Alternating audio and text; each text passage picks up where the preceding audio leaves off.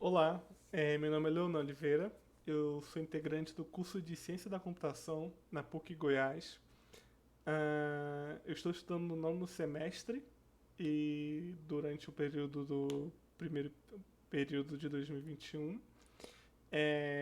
Também faço a matéria de compiladores no período noturno e estou aqui apresentando uma ED do qual foi passado algumas questões para os alunos, para cada um resolver um tipo de questão, conforme um requisito que tinha ali, um cálculo, e eu caí com a questão número zero. Bem, a questão número zero ela traz o seguinte problema, que afirma o seguinte: uma empresa pretende desenvolver um sistema de folha de pagamento, cujo processo de modelagem utilizará o ML.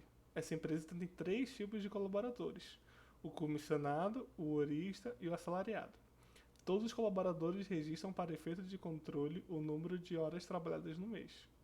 Adicionalmente, os comissionados registram o valor do percentual de comissão e o valor total de vendas acumulado no mês. Os horistas registram o valor recebido por hora e os assalariados registram o valor do salário. Cada colaborador pertence a um departamento e cada departamento possui pelo menos um colaborador. No final de cada mês, cada departamento deve calcular o salário dos seus colaboradores da seguinte forma: os comissionados devem receber o valor total das vendas multiplicado pela porcentagem, independentemente do número de horas trabalhadas, e os horistas devem receber o salário da hora trabalhada, multiplicado pelo número de horas trabalhadas.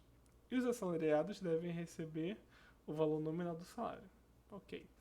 Considerando essa situação e que o modelo que será elaborado para representá-la utilizará a herança e polimorfismo, desenhe um diagrama de classe UML que contém as classes que representam as entidades mencionadas, departamento, colaborador e seus tipos, as respectivas associações, atributos e métodos, não sendo necessário tipar os atributos, eventuais classes abstratas com a indicação da restrição abstract, a multiplicidade de papéis das associações, e ao lado de cada ocorrência do método para cálculo do pagamento sua definição na forma de uma expressão, que combine os valores dos atributos da classe.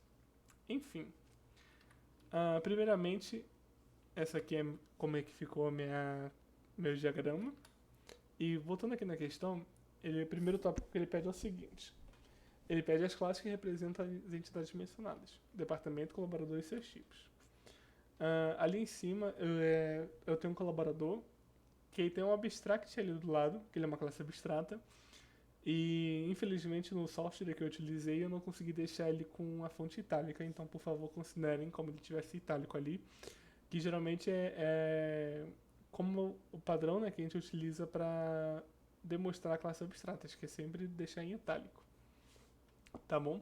E o departamento, e ali ficou com a herança os três tipos, né? O comissionado, assalariado e o horista. As respectivas associações, atributos e métodos, não sendo necessário tipar os atributos.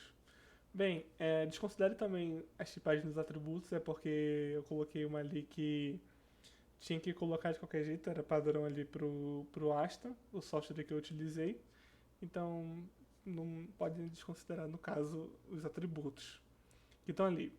Bem, as associações, tem um númerozinho ali bem no canto, um e um asterisco e um.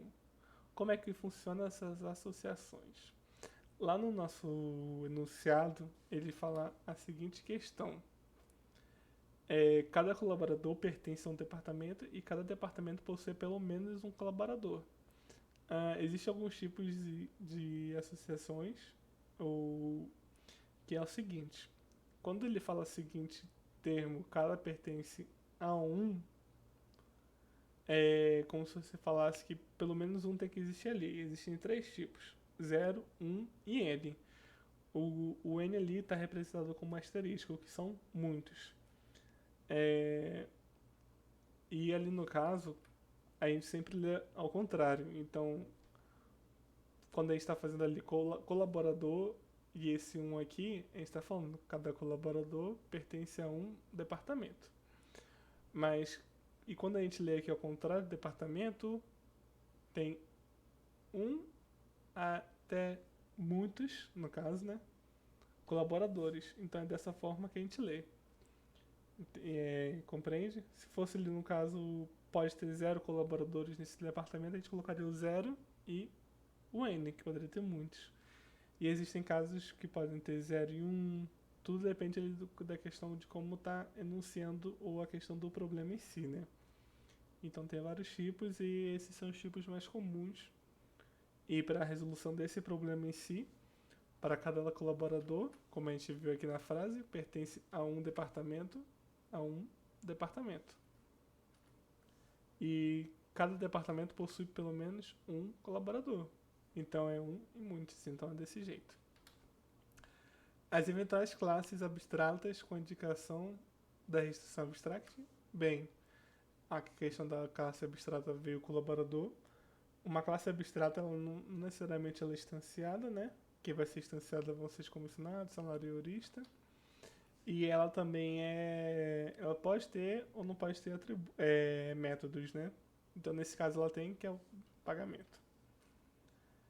Bem, a multiplicidade de papel das associações, que é no caso que eu falei ali anteriormente, do 1, do muitos e do 1, essa questão.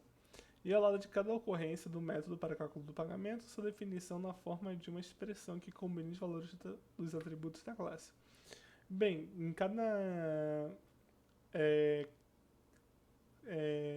classe que está ali como herança de colaborador, que é comissionado, assalariado e eurista, a gente vê ali que tem os métodos, que são os métodos são esses aqui embaixo com um sinal de mais, e os atributos são esses com sinais de menos.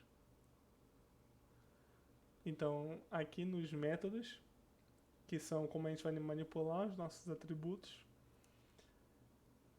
ou que tem alguma função, algo do tipo, essa é uma definição para método. Conforme ele vai dito ali, cadê? Os comissionados devem receber o valor total das vendas multiplicadas pela porcentagem, independente do número de horas trabalhadas. Então, das vendas totais vezes o percentual. Quando ele fala ali do assalariado, ele fala que deve receber o valor nominal do salário, então só retorna o salário ali. E do horista, ele fala que deve receber o valor da hora multiplicado pelo número de horas trabalhadas. Então, valor hora vezes horas trabalhadas. Então, ficou assim a definição da OML. Assim ficou essa questão dessa OML.